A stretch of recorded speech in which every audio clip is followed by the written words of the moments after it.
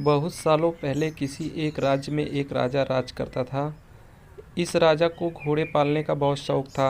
इस राजा के पास वैसे तो कई सारे घोड़े थे, लेकिन इसके पास 4 ऐसे जंगली घोड़े थे जो एक राजा को काफ़ी पसंद थे। राजा ने इस घोड़े को ट्रेन करने के लिए कई ट्रेनरों को बुलाया, मगर कोई भी इन घोड़ों को अच्छे से ट्रेन नहीं कर पाया। जब भी कोई इन पर बैठने की कोशिश करता तो यह उसे तुरंत अपनी पीठ से फेंक देते या उसे लात मार देते। राजा को घोड़े प्यारे बहुत थे, इसलिए ट्रेनरों को सख्त वार्निंग दी गई थी कि इन पर जोर ज़बरदस्ती ना की जाए, यानी कि इन्हें मारा पीटा ना जाए। कई महीनों निकल गए, मगर कोई भी ट्रेनर घोड़ों को अच्छी तरह से ट्रेन करने में सक्षम नहीं हो पाया। तब राजा ने अपने राज्य में ढिंढोरा पिटवाया कि जो भी व्यक्ति इन घोड़ों को अच्छे से ट्रेन कर देगा उसे बहुत बड़ा इनाम दिया जाएगा। कुछ दिनों बाद एक युवक ट्रेनर राजा के पास आया।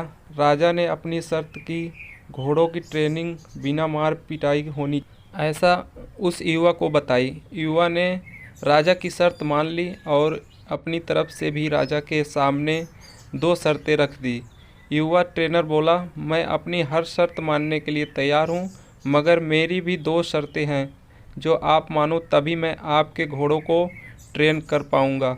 राजा ने कहा, पहले शर्तें तो बताओ। ट्रेनर बोला, पहली शर्त है कि मुझे इन घोड़ों को ट्रेन करने के लिए कुछ महीनों या पूरा साल भी लग सकता है, उतना वक्त दिया जाए। और दूसरी शर्त यह है कि इन घोड़ों के खाने पीने रहने का बंदोबस्त पूरा मुझ पर छोड़ दिया जाए। राजा के पास कोई और विकल्प नहीं था। कोई भी ट्रेनर आज तक घोड़ों को ट्रेन करने में सफल नहीं हो पाया था, और अब तो नए ट्रेनर्स भी आने बंद हो गए थे। राजा ने युवा ट्रेनर की सारी शर्तें मान ली और घोड़े उसे सौंप दिए। युवा ट्रेनर अगले दिन से ही एक बड़े से बाड़े में इन घोड़ों को ले जाकर और वहां पर सब खुला छोड़ दिया।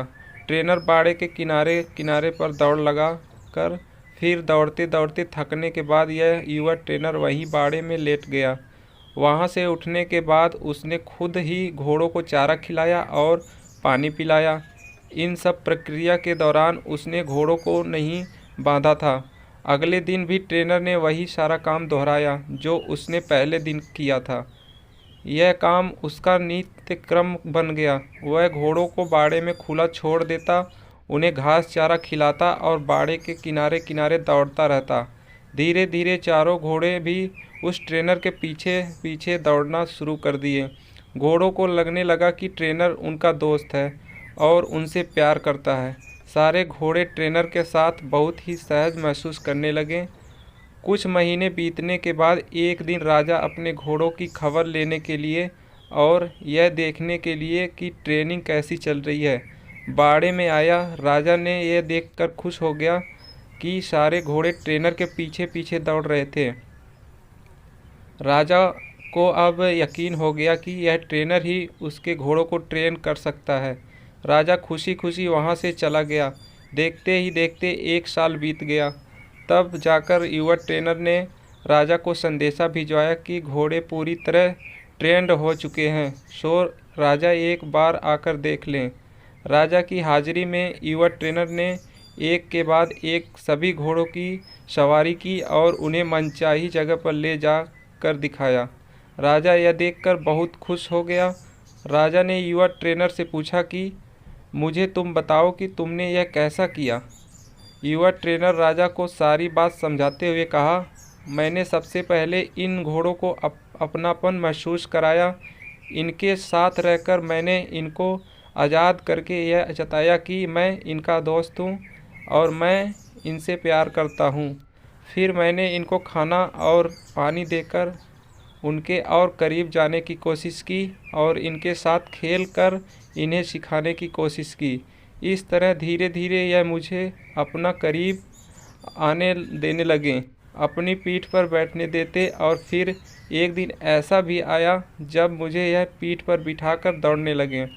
राजा ने युवा ट्रेनर की समझदारी की प्रशंसा की, उसके वादे के अनुसार लाखों सोना मुहावरे दी और साथ में हमेशा के लिए इन चारों घोड़ों की देखभाल करने की नौकरी भी दी। दोस्तों, इस कहानी तो बहुत ही मज़ेदार और रोचक है कि मगर इसका जो सारांश है बहुत ही गहरा है। अगर मनुष्य के जीवन के साथ इन चार घोड़ों की तुलना की जाए तो यह चार घोड़े होंगे चिंता, गुस्सा, घमंड और लालच। और मनुष्य की बुद्धि को हम युवा ट्रेनर की तरह देख सकते हैं। जिस तरह से युवा ट्रेन ने समय लेकर और समझदारी से धीरे धीरे चारों बदमाश घोड़ों पर काबू पाया, उसी तरह कोई भी मनुष्य अपने जीवन के सबसे बदमाश घोड़े यानी कि चिंता, क्रोध, घमंड और लालच पर काबू पा सकता है। पहला अप्रशिक्षित घोड़ा जो कि चिंता है। हमारी बुद्धि को यह समझना होगा कि चिंता बुरी होती है और चिंतन फायदेमंद होता है। चिंता किसी भी समस्या का हल नहीं होता। हाँ, चिंतन से हमें नए रास्ते जरूर दिखाई देते हैं। दूसरा उदंड घोड़ा है क्रोध। दोस्तों, कभी कभी जीवन में क्रोध करना आवश्यक होता है। कभी कभी ऐसी परिस्थिति आती है जब आपका हक कोई मार रहा होता हो तो या बेवजह आप पर जुल्म कर रहा हो तो तब क्रोध करना कोई बुरी बात नहीं होती। मगर क्रोध कब करना, कैसे करना, कितना करना है, किस पर करना है, इस सब की लगाम अपने हाथों में रखना बहुत ज़रूरी है। तीसरा उदंड घोड़ा है लालच। लालच ज्ञान पाने की हो तो अच्छी है, लालच अज्ञानता की हो तो बुरी है। लालच धन मेहनत से प्राप्त करने की हो तो अच्छी, लालच में बिना मेहनत के गलत तरीके से धन प्राप्त करने की हो तो बुरी। चौथा और आखिरी उदंड घोड़ा है घमंड। मैं यह काम कर सकता हूँ, इसे गर्व से कहेंगे, और सिर्फ मैं ही इस काम को कर सकता हूँ, यूँ घमंड होता है। बस यही सारे फर्क हैं। बुद्धि रूपी ट्रेनर से इन उदंड घोड़ों को समझाना होगा कि फिर आपके यह चारों बदमाश घोड़े भी देखिए कैसे कंट्रोल में आते हैं। दोस्तों, यह कहानी आपको पसंद आई हो तो वीडियो को लाइक, शेयर और चैनल को सब्सक्राइब जरूर करें। धन्यवाद।